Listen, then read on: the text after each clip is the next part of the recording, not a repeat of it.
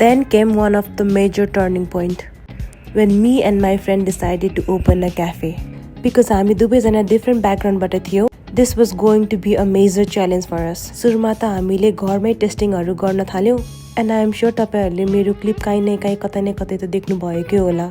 हामीले दिवेश्वरी प्लानिङमा एउटा शटर रेन्टमा लियौं र हामीले हाम्रो जर्नी टिकटकमा शेयर गर्दै गयौं.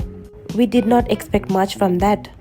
तर रातारात हाम्रो भिडियोहरु यस्तो भाइरल हुन थाल्यो र अब चाहिँ हामीले राम्रो गर्नुपर्छ भन्ने प्रेसर आउन थाल्यो हामीलाई.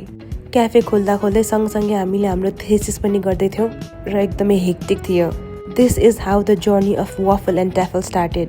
र अब त आफूले आफ्नो क्याफे खोलिसकेको हुँदा I decided to add my comfort food to the menu as well, which is spicy kimchi noodles. Also one of the best selling at our cafe. अब मेन्युमा नै किम्ची एड गरिसकेपछि त I had no other option but to keep making kimchi. र मैले चाहिँ किम्चीको सामानहरु किनिसकेपछि म भोलि किम्ची बनाउँछु भनेर राख्न मन लाग्दैन. सो जति राति भए पनि जति बिहान भए पनि म चाहिँ किम्ची बनाउनतिर लाग्छु. यतिको जागो निकाले किम्ची बनाउन पनि छुट्टै मेहनत लाग्छ. I enjoy it. Honestly speaking, किम्ची बनाउँदाखेरि यति धेरै मेहनत लाग्छ नि. Not because it is difficult, but you have to have patience for that.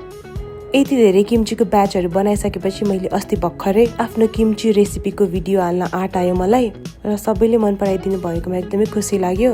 त्यसपछि अर्को ब्याच अफ किम्ची पनि बनाउनतिर लागे म. फर्स्ट टाइम यत्रो ठुलो बन्दा देखेर म चाहिँ खुसी भइरहेको थिएँ. And then I immediately got to work र मेरो नेक्स्ट ब्याच अफ किम्ची पनि रेडी छ.